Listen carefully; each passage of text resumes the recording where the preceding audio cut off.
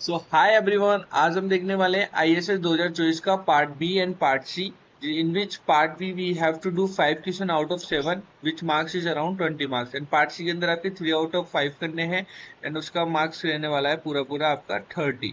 So let's start with the part B.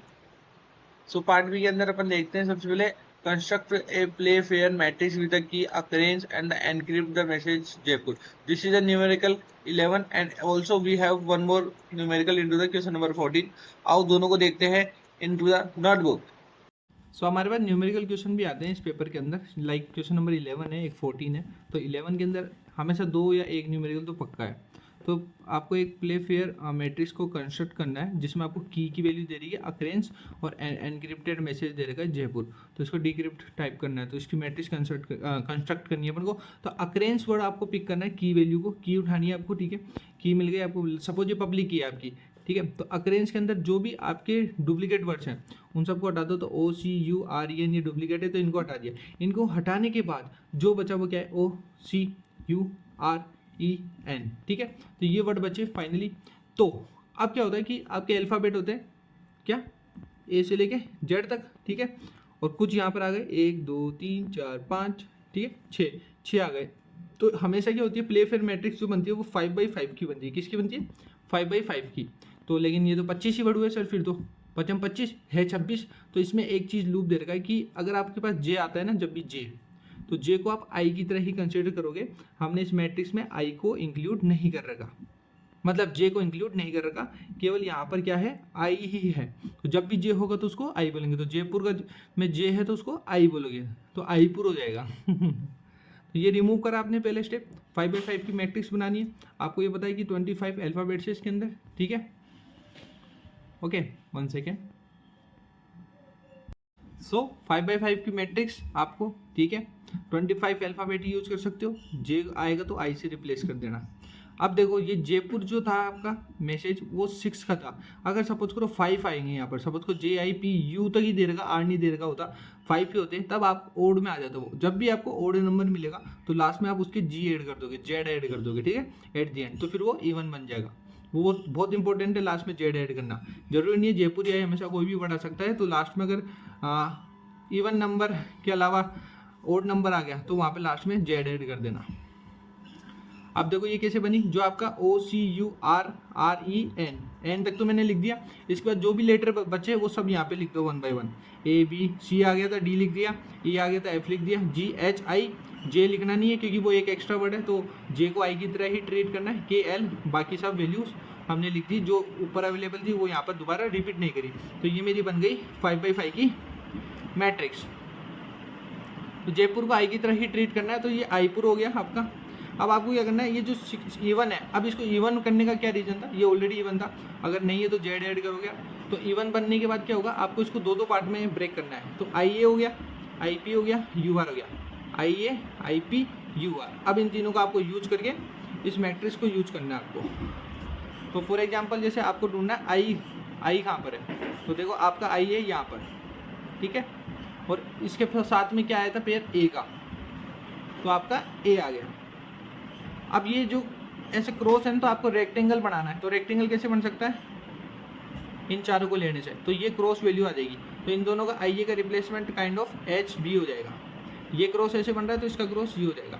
ऐसे ही आप value निकालोगे IP की और ऐसी वैल्यू निकालोगे UR की। तो IP की भी निकल जाएगी, अभी मैं बता दूंगा कैसे निकालना है। UR के केस में देखो आप कि सर ये रहा UR मेरा और ये रहा R। अब इसमें तो सर ये सीधा बन रहा है। अगर जब कोई चीज़ सेम रो में हो, क्या हो, सेम रो में हो, तो आपको एक राइट शिफ्ट कर देना है, एक राइट शिफ्ट कर देना है। तो U की जगह R आ जाएगा, R की जगह E आ जाएगा, तो UR का बन जाएगा RE। तो सेम रो के केस में करना है शिफ्ट, बाकी के केस में रेक्टेंगल बना के क्रॉस के थ्रू आंसर निकालने हैं। तो अभी देख लेते हैं वो कैसे निकलेंगे। सो फॉर एग्जाम्पल अगर आप IA की वैल्यू निकाल रहे हो तो IA 3 पे था, उसमें आप देखना मैट्रिक्स में, और A था 2 पर। तो आपको रेक्टेंगल फॉर्म होता है, इसको स्वैप करना है। तो देखो क्या कैसे स्वैप करोगे आप, करने का तरीका देखो। अगर ये फर्स्ट लेटर है इसको इससे रिप्लेस कर दो 2 से, तो क्या बन जाएगा, IA की जगह 2 3, ठीक है। और जो ये कॉलम है इसको फिर इस वाले में रिप्लेस कर दो आप, मतलब I मीन इसको इस वाले में रिप्लेस कर दो।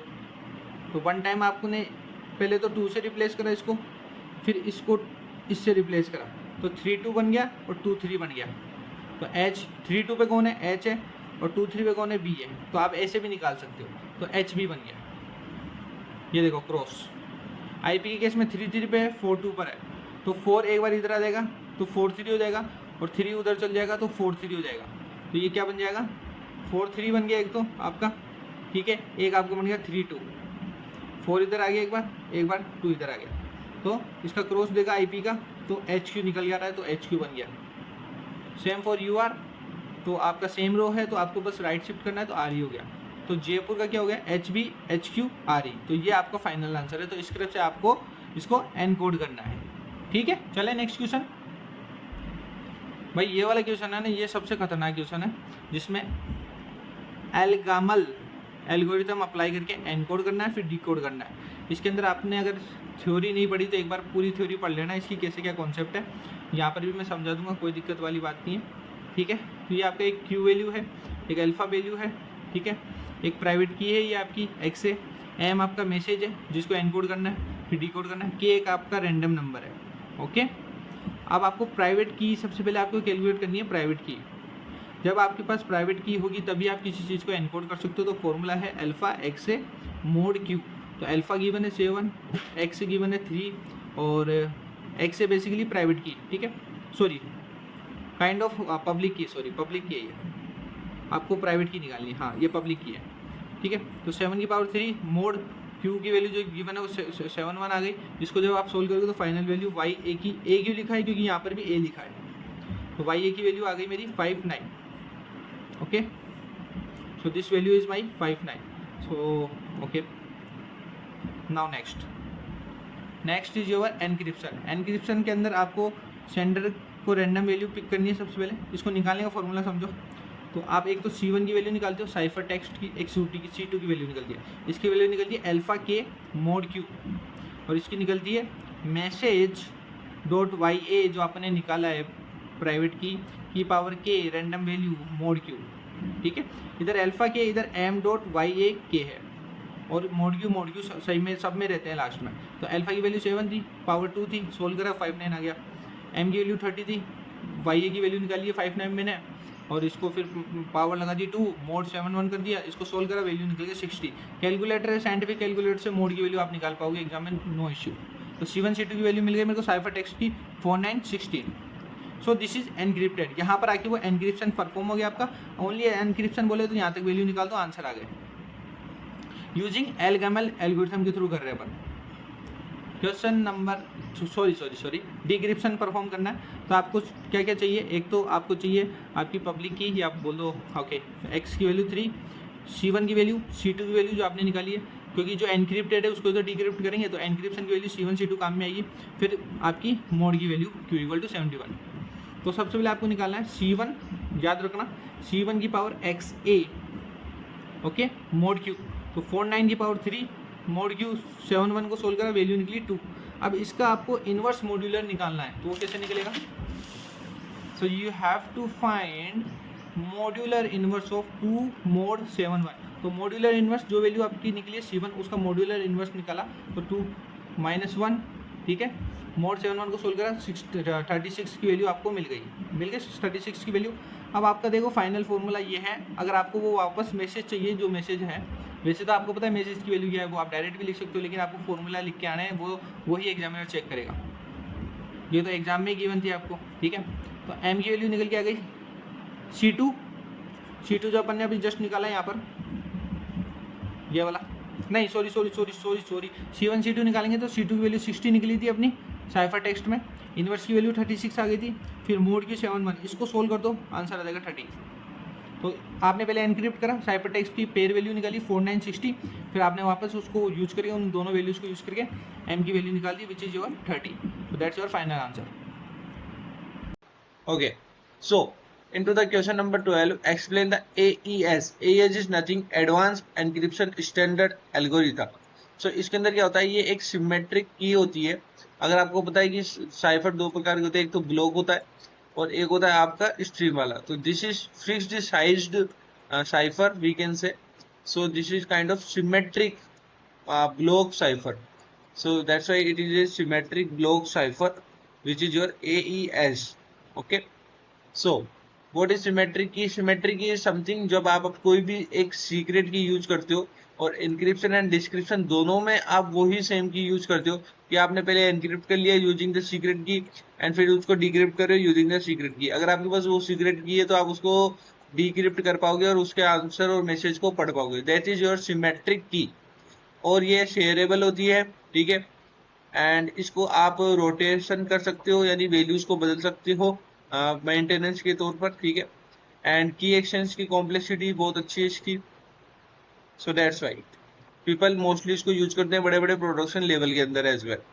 सो एईएस क्या है फिर अपना? एईएस भी है, ये सिमेट्रिक ब्लॉक साइफर है, जो आपके एनआईएसटी के द्वारा सिलेक्ट किया गया एक स्टैंडर्ड एनक्रिप्शन एल्गोरिदम है।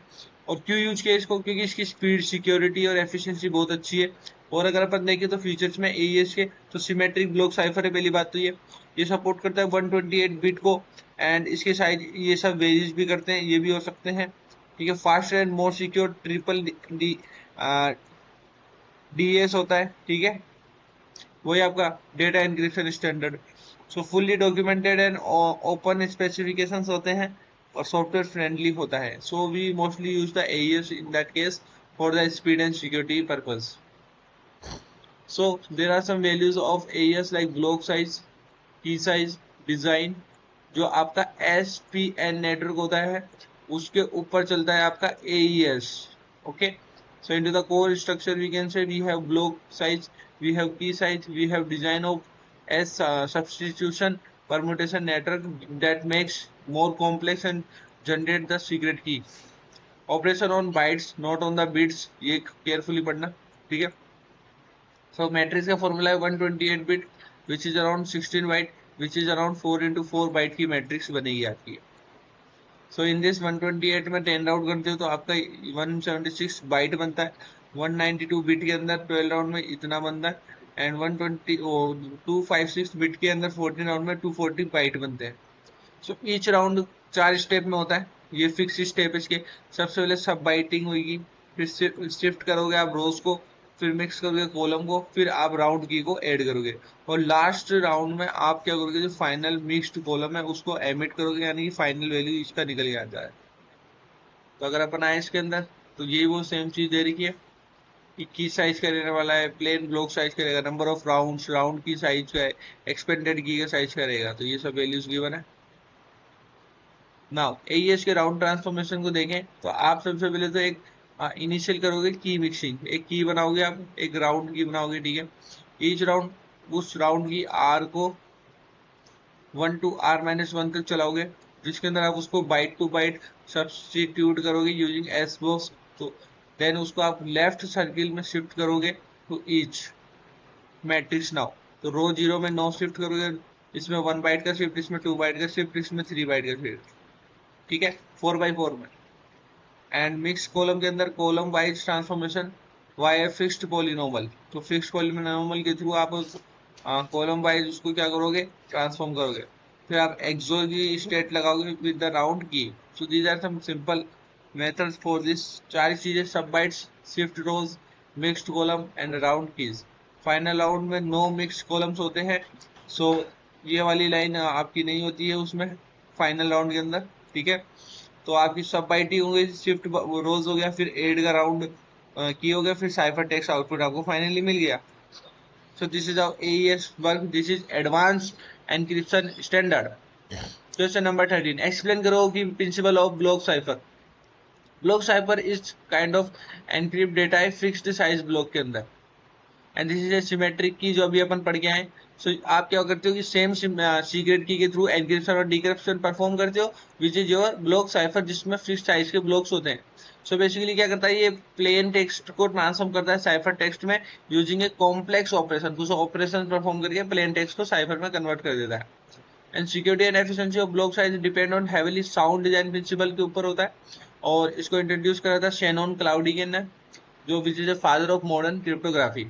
तो अगर बात करूं मैं design principal of block cipher की, तो सबसे पहला है कंफ्यूजन पैदा करना है अटैकर्स के ऊपर, ताकि वो पता ही नहीं लगा सके कोई वैल्यू कैसे निकालो भाई। तो आप मेरा साइफर टेक्स्ट और एनक्रिप्शन की के बीच में रिलेशनशिप को बहुत ज्यादा कॉम्प्लेक्स बना दो जितना हो सके, जिससे क्या होगा कि वो अटैकर्स है ना, आपकी एल्गोरिथम और वो प्लेन के बीच में कंपेयर करना मुश्किल हो जाएगा, टफ हो जाएगा उनके लिए।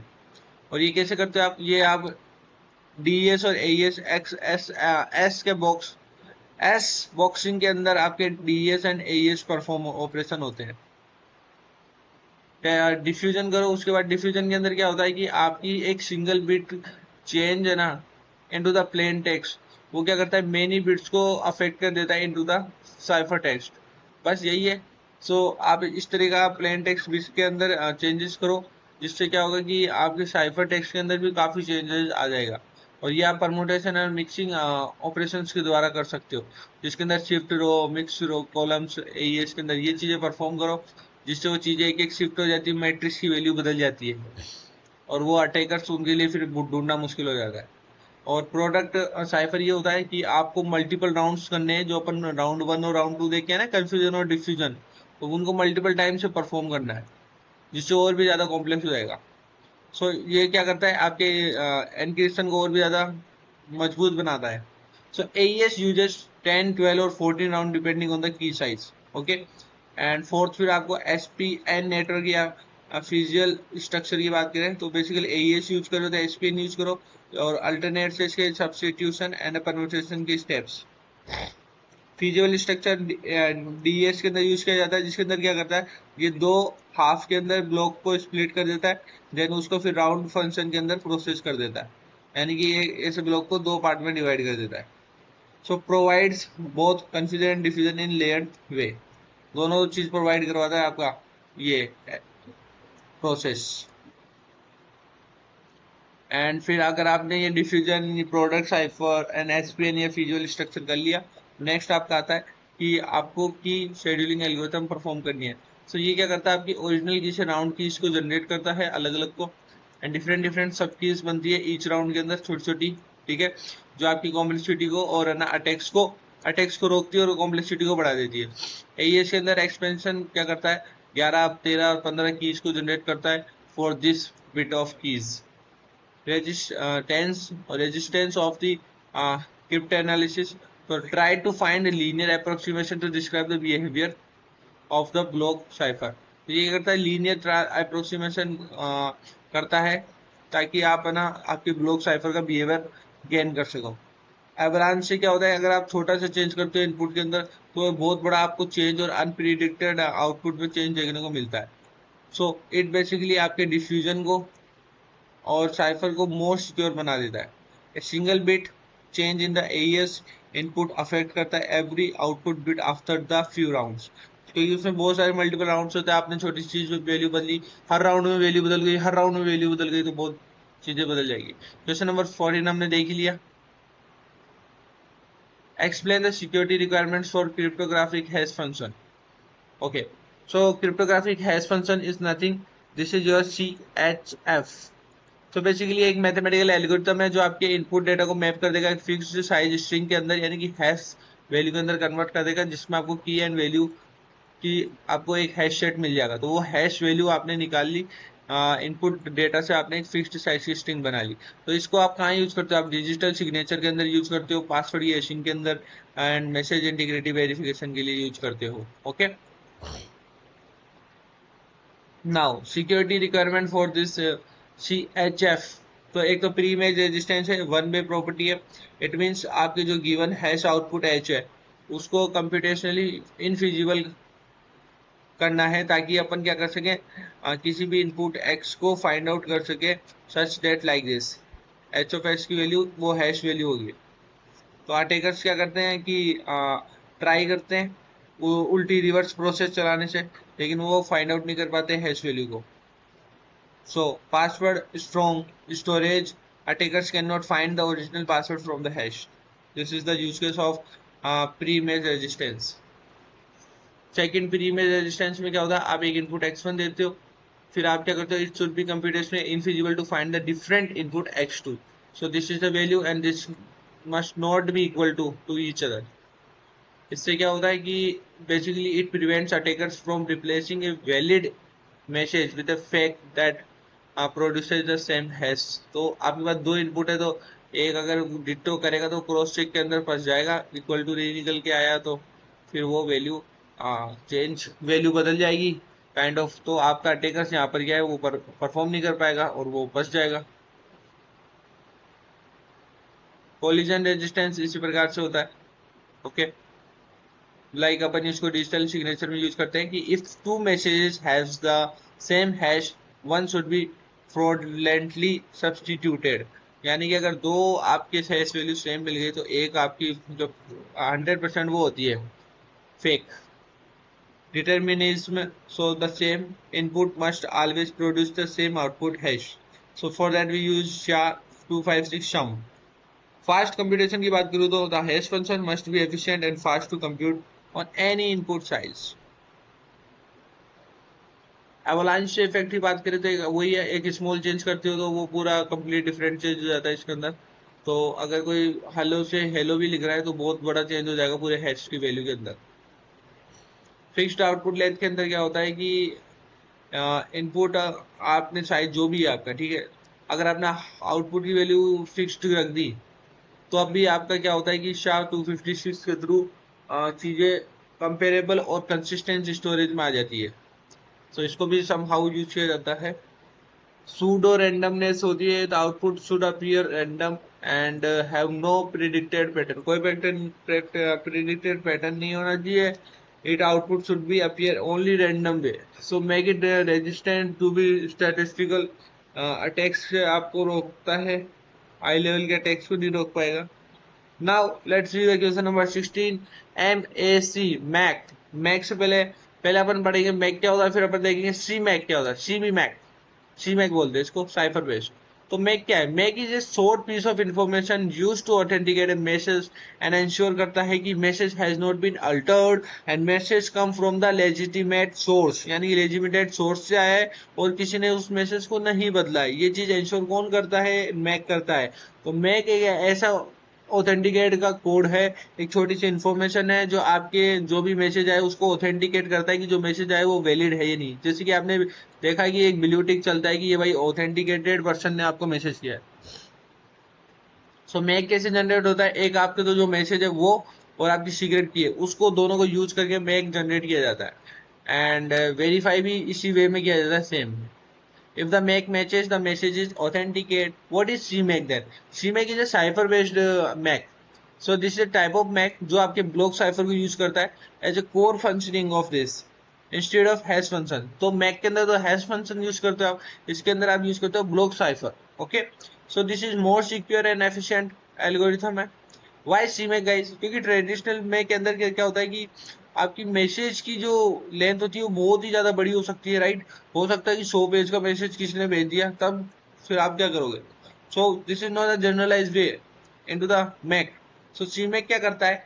आपके एडिशनल की एंड पैडिंग मैकेनिज्म अप्लाई करता है, ठीक है, and make it arbitrarily length message बनाता है इसको, इतने बड़े मैसेज को भी शॉर्ट कर देगा वो काइंड ऑफ, कोई कोडिंग करके पैडिंग मैकेनिज्म या की वैल्यू परफॉर्म करके वो कुछ करता है इसमें। सो सी में के कंपोनेंट देखो, ब्लॉक साइफर हो गई, की हो गई, मैसेज हो गई। एक तो की चाहिए, मैसेज चाहिए, और की ऐसी सीक्रेट की जो आपके सेंडर और रिसीवर दोनों की साइड में होगी। मैसेज जो आपका इनपुट मैसेज होगा, और आप टिपिकली एईएस यूज करोगे ब्लॉक साइफर में। मेक का आउटपुट होगा, फिक्स्ड लेंथ का एक टैग होगा जो आपके ऑथेंटिसिटी को वेरीफाई कर देगा। सी मैक के स्टेप्स बताऊं तो सब की जनरेशन होगा जिसके अंदर एक सिंगल की को क्या करोगे आप, दो पार्ट में स्प्लिट कर दोगे, ठीक है, K1 and K2। So these sub keys then आपके फाइनल ब्लॉक प्रोसेस में काम आएगी, जहां पर जब भी आपको पेडिंग की रिक्वायर्ड होगी। मैसेज पेडिंग इज काइंड ऑफ, आपके पास एम मैसेज को एन ब्लॉक्स के अंदर, लाइक 128 बिट के ब्लॉक ले लिए छोटे छोटे, तो उसमें आपके एन नंबर ऑफ ब्लॉक्स में इसको स्प्लिट कर देंगे, और लास्ट ब्लॉक अगर इनकम्प्लीट है तो it is padded with 1 bit followed by 0s। तो वो पेडेड अगर वो इनकम्प्लीट है तो इसमें क्या होता है कि मैसेज एम को आपको एन नंबर ऑफ ब्लॉक्स में स्प्लिट कर देंगे। That's your message पेडिंग। Final block के अंदर क्या होता है कि अगर आपका लास्ट ब्लॉक इनकम्प्लीट है तो आप K1 के साथ एक्सोर करना, अगर वो पेडेड है तो एक्सोर के साथ K2 करना। This is the important thing, K1 कब करना है और K2 कब करना है। सीबीएस एनक्रिप्शन में फिर आप एईएस अप्लाई करोगे इन सीबीएस मोड में to the message blocks using the K। Okay, message blocks के लिए। So last cipher text block is a CMAC tag होता है। Now what is next? Next to explain the public key certificate technique for the distribution of public key. Okay. So introduction करना है public key distribution का। Public key distribution is nothing. Each entity has a private key. Each entity has a each entity has a public key. Each entity has a private key. The security in this system relies on the authenticity of public key, which is shareable. Okay, and this is kept secret. To ensure that जो आपका public की है वो legitimated है and they need to be distributed securely. So distributed कर सके अपन securely और लेजिमिटेड है, वेरीफाइड है। So public key certificate technique ऐसी है जो आपकी क्या करता है कि एक ऐसा सॉल्यूशन है जो वैलिडेट करता है कि आपकी जो पब्लिक की है वो ऑथेंटिक पर्सन से मिली है and making sure that keys being use actually belong to the correct entities. So what is the public key certificate? कुछ ही नहीं, एक डिजिटल सर्टिफिकेट होता है जो इंश्योर करता है basically it is A cryptographic document जो आपकी एंटिटी आइडेंटिटी है जिसकी नाम और एड्रेस है उससे आपकी पब्लिक की को बाइंड कर देगा एंड ये इश्यू किया जाता है, साइन किया जाता है कोई थर्ड पार्टी के द्वारा जिसको अपन सर्टिफिकेट अथॉरिटी बोलते हैं। तो जैसे बोलते हैं थर्ड पार्टी के सर्टिफिकेट लगा के वेरीफाई कर लो, सो पब्लिक की एक्सेप्ट हो जाती है, फिर आप उस चीज को डाउनलोड कर लेते हो। That's a similar kind of thing. तो component of the public key certificate में सब्जेक्ट की इन्फॉर्मेशन यानी कि identify the entity to whom public key belong, किससे बिलोंग करिए भाई पब्लिक की, ये बताओ। पब्लिक की क्या है? It is a subject of public key that is being certified. Okay, issue information यानी कि इन्फॉर्मेशन अबाउट सीए जिसने आपके सर्टिफिकेट को इश्यू किया। डिजिटल सिग्नेचर, सिग्नेचर आता है आपके सीए के द्वारा जो आपको बताता है कि this is a valid certificate and आप ऑथेंटिसिटी प्रोवाइड का एक प्रूव होता है सर्टिफिकेट की ऑथेंटिसिटी का। नाउ वैलिडिटी पीरियड की बात करूँ तो time period during which the certificate is valid, एक टाइम के बाद वो एक्सपायर हो जाता है। सीरियल नंबर, एक unique identifier for the certificate issued by the CA, serial number भी मिलता है आपको and algorithm information specify the algorithm used for the certificate like RSA, DSA, ठीक है, ECDSA, different kind of things. So this is all about the public key certificate. Next move on, before to move on, how does the public key certificate work? तो सबसे पहले आप public की का generation करते हो की वैल्यू पेयर में, ठीक है, फिर आप सर्टिफिकेट का रिक्वेस्ट करते हो, ये सारी प्रोसेस चलती है, फिर आपका सीए का वेरिफिकेशन होता है, फिर इंश्योरेंस लगता है सर्टिफिकेट का, फिर पब्लिक की का डिस्ट्रीब्यूशन होता है जिसको भी आपको देना है, एसएसएल जो भी आपको परफॉर्म करना है वो सब चीजें। Now 6 number verification by the receiver, फिर लास्ट फाइनली आपके पास जो भी पब्लिक की सर्टिफिकेट जिसको भी मिलता है they use the CA public key to verify the signature on the certificate and then finally आप उसको यूज करते हो और आपका रिसीवर उस पर ट्रस्ट कर सकता है। सो यही प्रोसेस है। एंटिटी सर्वर पे आपकी यहाँ पर पब्लिक की प्लस आइडेंटिटी जाती है, ठीक है, और सीए के पास जाती है, फिर वो सिग्नेचर करता है और इधर से वो सर्टिफिकेट रिलीज होता है जिसको आप पब्लिक यूज कर सकते हो। सो एडवांटेजेस क्या है पब्लिक की सर्टिफिकेट की? एक तो ट्रस्ट होता है, एक सिक्योरिटी, स्केलेबिलिटी, ऑथेंटिकेशन, ये सब चीजें आपको देखने को मिलती है into the public key certification. Part C, okay, in which we have 3 question out of 5 which is around 30 marks, not 20, it is around of 30 marks.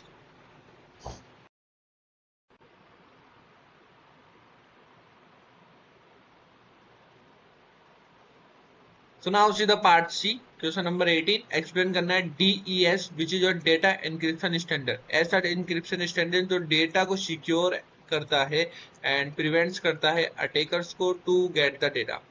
So this we have the algorithm with the suitable examples and diagrams. So DS is nothing, it is a symmetric key block cipher which I have already studied into the AES. Okay. Now this is advanced and this is the data encryption standard. बहुत ज्यादा use किया जाता था ये वाला, बहुत पहले 1970 की बात है एंड 1990 में इसको डेप्रिकेट कर दिया गया। Why? Because ये 64 बिट ऑफ ब्लॉक डेटा पे ऑपरेट करता था एंड 56 बिट की यूज करता था for encryption. Now today we have AES 128 bit. Okay, so now key features, block size ये है, की साइज ये है, राउंड 16 होते हैं, स्ट्रक्चर आपका फिजिबल स्ट्रक्चर है, इसके अंदर SPN भी नहीं है, नहीं SPN, फिजिबल नेटवर्क है। So this is DES structure बात करूँ तो सबसे पहले ये नॉर्मल एक्चुअल एल्गोरिथम की तरह चलता था। So we have initial permutation IP निकाल देते। सो 64 बिट प्लेन आपका ब्लॉक क्या होता था, इनिशियल परमुटेशन में जाता था, which is predefined bit reordering होती थी, रीऑर्डरिंग परफॉर्म होती थी, इनिशियल परमुटेशन परफॉर्म होता था। सो की जनरेशन के लिए आप क्या करते थे, 56 बिट की जो है आपकी सीरीज ऑफ ट्रांसफॉर्मेशन में जाती है, ताकि आप 16 सब कीज को जनरेट कर सको फॉर ईच 48 बिट्स लॉन्ग। सो की शेड्यूल करते हो आप एंड उसको सब कीज में कन्वर्ट करते हो। तो क्या होता है, की को डिवाइड किया जाता है, फिर ईच राउंड में शिफ्ट किया जाता है, एक एक शिफ्ट कर लो, दो शिफ्ट कर लो मान लो, फिर आप उसके परमुटेशन के थ्रू इसको परफॉर्म करते हैं। एंड जो आपकी सब की होती है छोटी छोटी जो डिवाइड करी है आपने इसके अंदर, वो ईच 16 राउंड ऑफ एनक्रिप्शन के अंदर यूज की जाती है। Feasible network F N S, तो फिजिबल नेटवर्क स्ट्रक्चर के अंदर क्या होता है कि आपके 64 बिट डेटा ब्लॉक को स्प्लिट करते हैं सबसे पहले इनटू द दो भागों में, एक लेफ्ट और एक राइट। फिर क्या होता है कि आपका राइट वाला जो हाफ है उसको 32 से 48 में एक्सपेंड किया जाता है, फिर उसको एक्सोर एक्सोर के साथ में 48 बिट वाला जो है राइट वाला उसको एक्सपेंड किया जाएगा, और जो भी रिजल्ट निकलेगा, ठीक है, उसको सब्स्टिट्यूट कर देंगे अपन। फिर उसके ऊपर आप क्या करोगे, परमुटेशन अप्लाई करोगे, फिर आप लेफ्ट वाला लोगे, पिक करोगे, फिर उसके साथ भी वही चीज होगी, the permutation output XOR with half left of the block, ठीक है। फिर आप लेफ्ट एंड राइट हाफ को आपस में स्वेप कर दोगे फॉर द नेक्स्ट राउंड। ऐसा आप टोटल करोगे 16 बार, 16 टाइम परफॉर्म करोगे। फिर बाद में आप दोबारा से फाइनल परमुटेशन निकालोगे उसका 16 बार करने के बाद में, which is the inverse of initial permutation. So this is how the DS perform, जो एनक्रिप्ट करता है एंड डिक्रिप्ट भी परफॉर्म होती है। तो फाइनली आप इनिशियल से फाइनल, फाइनल से इनिशियल परफॉर्म करते हो। So this is the way of doing. बहुत time पहले nobody was able to crack this, and it was hard to crack. But with the time, this things deprecated, and then we introduced AES. हाँ, example भी given है कि like आपकी ये की scheduling यहाँ परफॉर्म हो रही है या डीएस परफॉर्म हो रहा है, ठीक है। फिर उसके बाद आपका यहाँ पर 16 राउंड परफॉर्म हो रहे हैं, वो यहाँ पर आ रहे हैं। तो आप क्या है कि ये लाइन आपको जो मैंने बताई ये वाली आप इसके थ्रू भी एक्सप्लेन कर सकते हो, कोई बड़ी बात नहीं है। नोट्स आपके पास है ही, ये वीडियो की आपकी पीपीटी आपके पास है ही, ठीक है। Explain the electronic C code book and the cipher block chaining, the modes of block chain cipher. Block chain cipher के मोड्स है, तो ब्लॉकचेन एल्गोरिथम अपन को पता है डीएस एईएस है, जो आपके फिक्स साइज ब्लॉक्स के ऊपर ऑपरेट होती है, ठीक है। रियल वर्ल्ड के अंदर क्या होता है कि ये ब्लॉक साइज एक्सटेंड हो जाते हैं, तो हमें क्या होता है कुछ मोड ऑफ ऑपरेशंस की नीड होती है ताकि इन multiple blocks of plain text को अपन हैंडल कर सके। सो मोड ऑफ ऑपरेशन वही परफॉर्म करते हैं कि how successive plain text blocks को एनक्रिप्ट किया जाए using the block cipher, and उनको ईच ब्लॉक्स के साइफर टेक्स्ट को कैसे यूनिक और सिक्योर बनाया जाए। तो दो कॉमन मोड्स है, electronic C code and cipher ब्लॉकचेनिंग। ये बहुत ज्यादा यूज किया जाता है रियल वर्ल्ड में, इसके थोड़ी सी कमी है, डिस्कस करेंगे क्या कमी है। तो how ECB works, so plain text को डिफरेंट डिफरेंट ब्लॉक्स में डिवाइड करता है, ईच ब्लॉक को इंडिपेंडेंटली एनक्रिप्ट करता है with the same key, and then फिर उनको आपस में कंबाइन कर देता है। So this is the lines which are suggesting here, कि अगर लास्ट वाला ब्लॉक है उसके अंदर अगर आपकी मैसेज की रिक्वायरमेंट कम पड़ रही है, तो उस केस में फिर आप उसको पैडिंग कर दो। साइफर ब्लॉकचेनिंग मोड आपका कुछ ऐसा है कि it is basically encryption of each plain text block depend on previous cipher block, making it more secure than ECB, because पिछले वाले पर डिपेंड कर रहा है आपका नेक्स्ट वाला, आपस में इंडिपेंडेंटली नहीं है, जस्ट लाइक ECB इसके अंदर डिपेंडेंट है वन प्रीवियस से, ऐसे आपस में जुड़ जुड़ के बहुत ज्यादा सिक्योर चीजें बना रहे हैं, ठीक है, बहुत ज्यादा सिक्योर चीज बन रही है। इनिशियल करोगे आप वेक्टर को, इनिशियल वेक्टर का आप परफॉर्म करोगे, जिसके अंदर एक रैंडम वैल्यू यूज की जाती है रैंडमनेस के थ्रू एनक्रिप्शन प्रोसेस में, जिसके अंदर initial value is XOR with the first plain block before the encryption. फिर क्या करते हो आप, फर्स्ट प्लेन बॉक्स को एक्सोर करते हो with initial vector and then उसको एनक्रिप्ट कर देते हो, राइट। फिर each subsequent plain box is XOR किया जाता है with the previous cipher block before encryption. तो आप एक्सोर परफॉर्म करते हो एक मैट्रिक्स का दूसरी मैट्रिक्स के साथ, फिर उसको एनक्रिप्ट कर देते हो। तो इस तरह से वो चेनिंग एक से एक डब्बा चेनिंग परफॉर्म होती है यहाँ पर। तो ये चीज यहाँ चेनिंग को परफॉर्म किया कि लाइक C1 की वैल्यू निकाली वो यहाँ जुड़ गई, एक्सोर कर लिया, C2 की वैल्यू निकाली वो यहाँ C3 में काम में ले ली, ऐसे Cn-1 काम में ले ली। तो ये बीच वाला जो वैल्यू है ये एक्सोर परफॉर्म कर रहा है, यहाँ पर ये चीज यहाँ पर इन्होंने एक्सप्लेन की है। एडवांटेजेस की बात करें तो CBS which is your cipher block चेनिंग mode which is more secure and error का प्रोपेगेशन परफॉर्म होता है। सो सिक्योरिटी की बात करें तो साइबर ब्लॉक से आपका बेसिकली डिफरेंट डिफरेंट ब्लॉक्स पे डिपेंड करता है पहली बात तो, एंड आइडेंटिकली जो ईच ब्लॉक का प्रोड्यूसन है वो प्रीवियस वाले से निकल के आता है। तो इसके अंदर क्या होता है कि अगर वन ब्लॉक के अंदर एरर है तो डिक्रिप्शन के टाइम में सब सिक्वेंट जितने भी ब्लॉक्स है उसमें एरर देखने को मिलेगी। तो सीरीज की डिपेंडेंसी हो गई, एक के बाद ब्लॉक होता है, तो फर्स्ट वाले ब्लॉक में अगर एरर आ गई तो आगे वो शिफ्ट होती जाएगी, तो आगे भी वो एरर देखने को मिलेगी। एक आपका इनिशियल वेक्टर मैनेजमेंट यहाँ पर रैंडमली जनरेट होता है, this could be more secure. पेडिंग की परफॉर्म करें तो लास्ट ब्लॉक के अंदर पेडिंग की रिक्वायरमेंट होती है अगर आपका जो प्लेन टेक्स्ट है वो does not perfectly align with the block size के अकॉर्डिंग नहीं है, तो we have to do padding into that. Use case की बात करें तो वाइडली यूज करते हैं अलग अलग प्रोटोकॉल्स में like SSL, TCL, IPsec, AES encryption because of stronger security compare to ECB। ECB का अल्टरनेट मान सकते हो, मोर सिक्योर है, so that's go with CBS।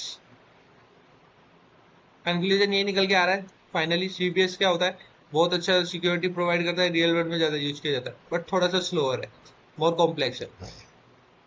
Simpler है ECB, इनसिक्योर है due to lack of interdependence by its vulnerable pattern recognition and is generally awarded in the favor of more secure modes.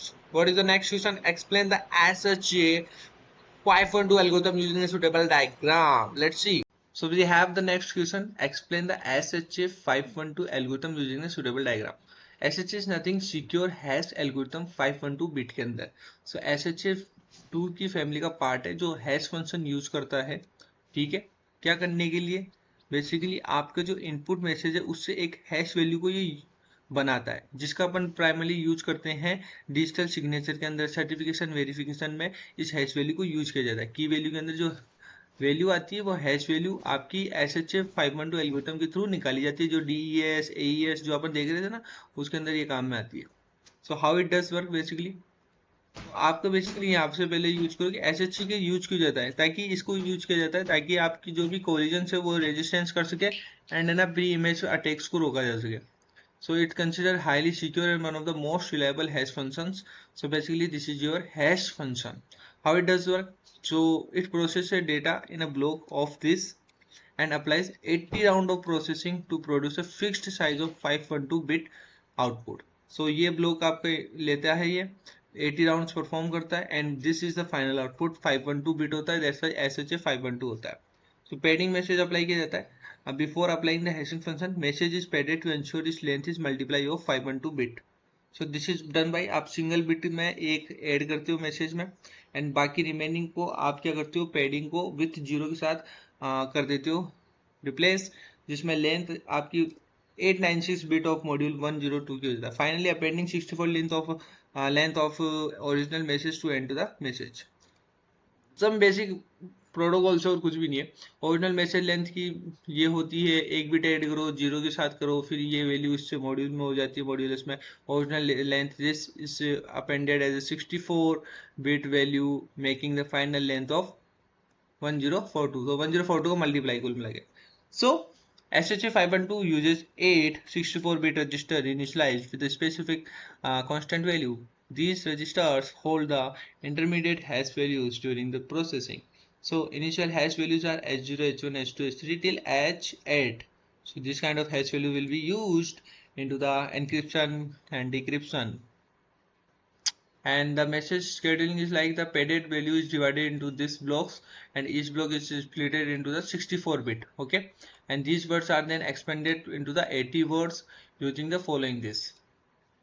When the T represent the word, so like this आपका 64 bit आया था, उसको 2 से multiply करके उसको percentage निकाला and then 16 word से तो 16 15 14 13 12 and like this happened, okay.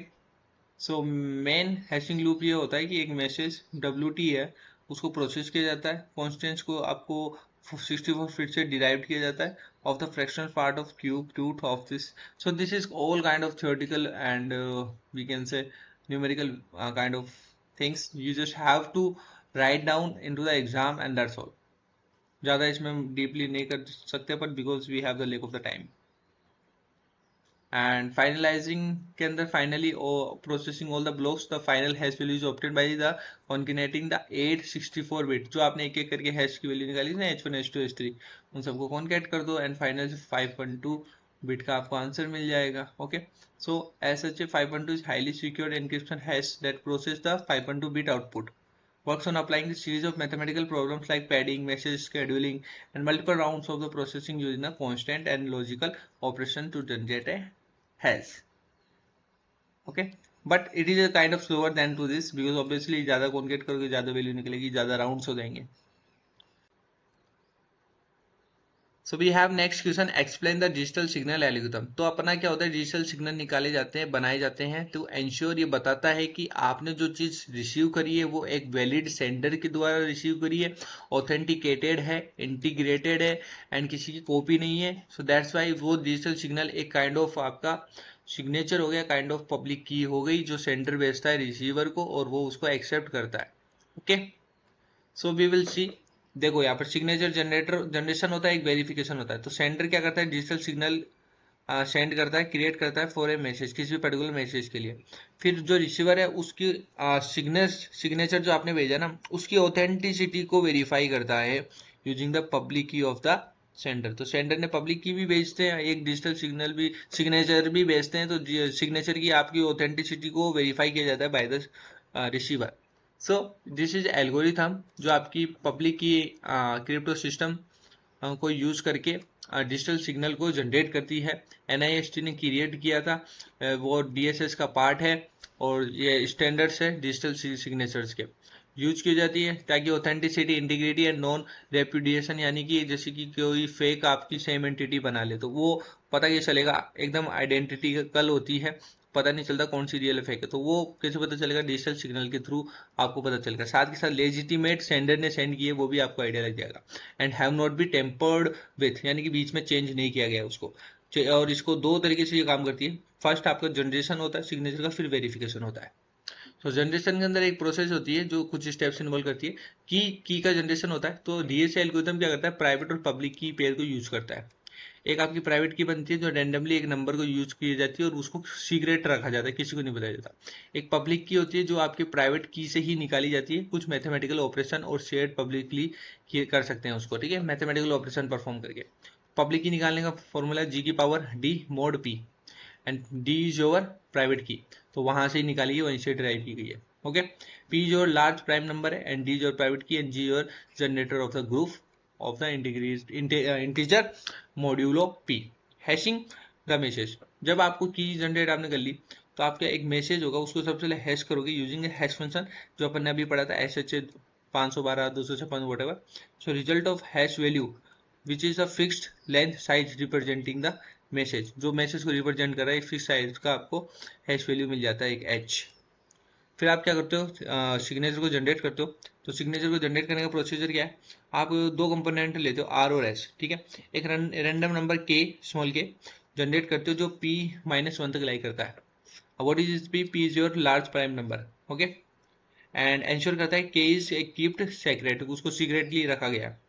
आप जब कंपेयर करते हो, कंप्यूट करते हो R की वैल्यू तो निकलती है G की power K mod P mod Q, ठीक है. So this is the value that is generate. P and Q क्या है वो देख लेते हैं एक बार. वेयर G आपका जनरेटर है, P प्राइम है, Q इज अनदर प्राइम है and this is a divisor of the P-1. Compute किया S को तो K की power -1 HM hash value R dot D and mode Q. It is a module inverse of K modulo Q. So signature की pair आपकी निकल के आती है R और S में, ठीक है. तो यू हैड द प्राइवेट की, okay, and you had the public की. नाउ जब आपने मैसेज का हैश वैल्यू निकाला, फिर उससे आपने K और R और S की वैल्यू निकाली, दो कंपोनेंट की, उससे सिग्नेचर जनरेट हुआ. जैसे कि मैंने कहा सिग्नेचर और पब्लिक की जाती है, तो पब्लिक की तो आपने निकाल ली और आप यहाँ से सिग्नेचर को जनरेट करवा रहे हो, तो ये सिग्नेचर का पेयर मिल गया आपको. अब आगे क्या होता है देखो, वेरिफिकेशन के टाइम क्या होता है, हैशिंग का एक मैसेज आपके पास होता है. सबसे पहले मैसेज की हैशिंग करते हैं, जो भी आपको मैसेज मिला उसको सेम उस हैश फंक्शन से ऑब्टेन कर लेते हैं.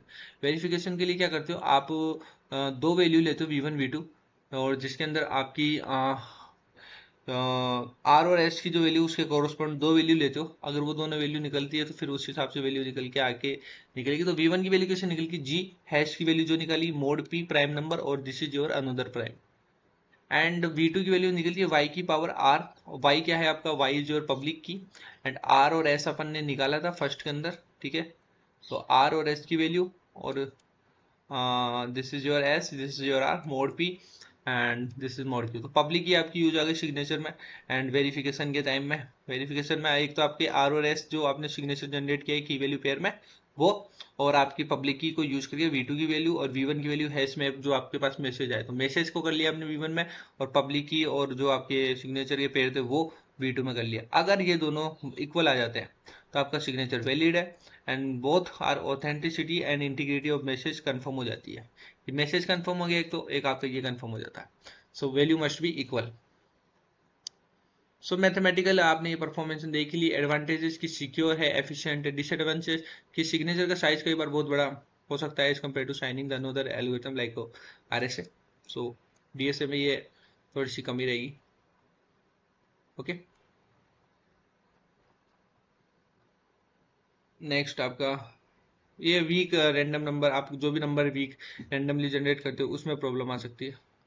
So now explain the SSL architecture and protocol using the suitable example. अब एक चीज मैं आपको बता दूं, देखो यहाँ पर कान खोल के सुन लेना, आपने यहाँ तक वीडियो देखी तो। क्वेश्चन नंबर 21, क्वेश्चन नंबर 22 और क्वेश्चन नंबर 20, ठीक है, विच आर वेरी इंपॉर्टेंट। और मैं आपको कमेंट सेक्शन में भी देता हूँ कौन से इंपॉर्टेंट सबसे ज्यादा क्वेश्चन पूछे जा रहे हैं, एक बार आप कमेंट बॉक्स में भी देख लेना। चलते हैं नेक्स्ट क्वेश्चन को, फाइनल इसको एंड अप करते हैं 2024 के पेपर को। सो एसएसएल क्या, it is A secure socket layer. Basically it is a protocol, एक सेट ऑफ रूल है जो किसी भी सर्वर के कम्युनिकेशन आराम से इजीली प्रोवाइड हो सके दोनों के बीच में, क्लाइंट और सर्वर के बीच में। तो उसके लिए एक प्रोटोकॉल डिजाइन किया गया है, that is your SSL. Okay, which basically typical the internet. Okay, so SSL क्या इंश्योर करता है, कॉन्फिडेंशियलिटी, डेटा की integrity, authentication between the client and the server. So web server और वेब ब्राउजर के बीच में जो अपना कम्युनिकेशन होता है उसको बेटर करने के लिए, ऑथेंटिकेट करने के लिए। सो एसएसएल बहुत ज़्यादा लार्जली यूज किया गया एंड रिप्लेस कर दिया गया बाई द टीएलएस।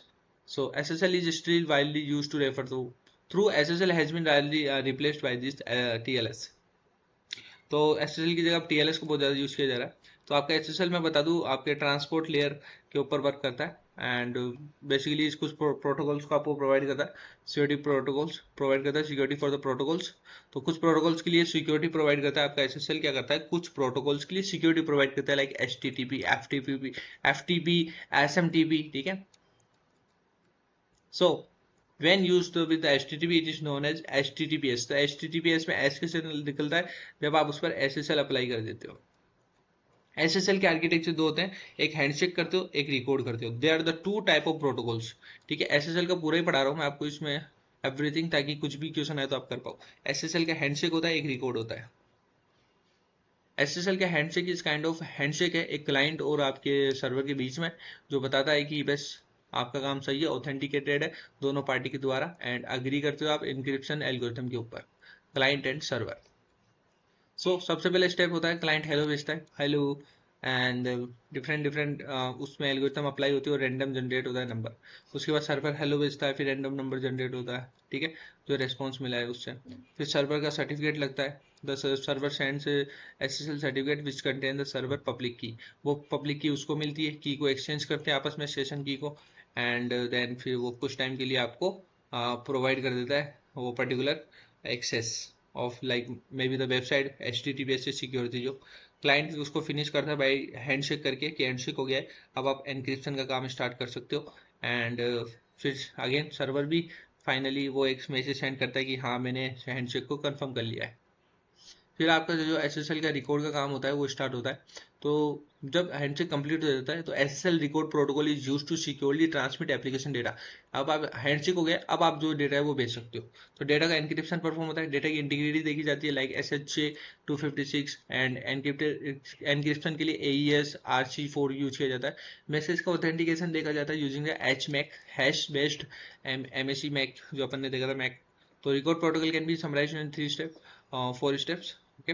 फ्रेगमेंटेशन होता है, डिवाइड करते हो डेटा को स्मॉल स्मॉल फ्रेगमेंट्स में, फिर उसको डेटा को कंप्रेस किया जाता है, फिर एनक्रिप्ट किया जाता है डेटा को using the session key, and then the encrypted data is signed for the integrity.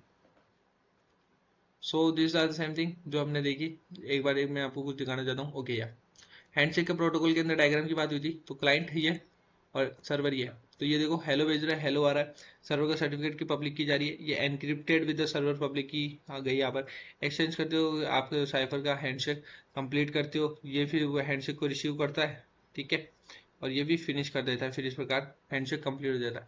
तो सेशन की आपकी एक साइफर का suit and authentication and server का सिक्योर कनेक्शन, सो डेटा का ट्रांसफर एनक्रिप्टेड हो जाता है। तो दीज आर सम पॉइंट्स जो आपके एसएसएल हैंडशेक में काम आते हैं। तो ये चीज जरूर करके आना एग्जाम में। सेकंड थिंग, एसएसएल का रिकॉर्ड प्रोटोकॉल अगर मैं देखूं तो रिकॉर्ड प्रोटोकॉल कुछ भी नहीं है। जो आपके सबसे पहले एप्लीकेशन का डेटा आता है, जब हैंडशेक हो चुका है उसके बाद फिर डेटा को डिवाइड किया जाता है, कंप्रेस किया जाता है, एनक्रिप्ट किया जाता है, फिर मैसेज का ऑथेंटिकेशन होता है, फाइनली आपके पास सीक्रेट और सेशन की होती है, उसके बाद उसका ट्रांसमिशन हो जाता है। तो फ्रेगमेंटेशन होता है, फिर आपका कंप्रेशन होता है, एनक्रिप्शन होता है, मैसेज का ऑथेंटिकेशन होता है using the MAC is apply to ensure the data integrity. Example of data encryption using the SSL. तो अगर आपको जानना है कि डेटा का एनक्रिप्शन कैसे होता है, तो वही क्लाइंट से फ्रेगमेंटेशन होता है, फिर फ्रेगमेंटेड डेटा कंप्रेशन में आता है, फिर कंप्रेस डेटा एनक्रिप्शन में आता है, ठीक है, फिर एनक्रिप्टेड डेटा आपके सर्वर के पास जाता है, फिर रिसीव करता है एनक्रिप्टेड डेटा इधर, ठीक है, फिर आपका डिक्रिप्ट होता है, यहाँ पे डिकम्प्रेस्ड होता है, फिर एप्लीकेशन का जो डेटा है वो वापस यहाँ पर रिसीव होता है,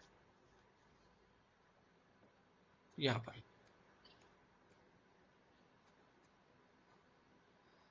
सो architecture summary, hello hello, certificate exchange की एक्सचेंज, सर्टिफिकेट की एक्सचेंज की exchange, encryption, SSL record protocol.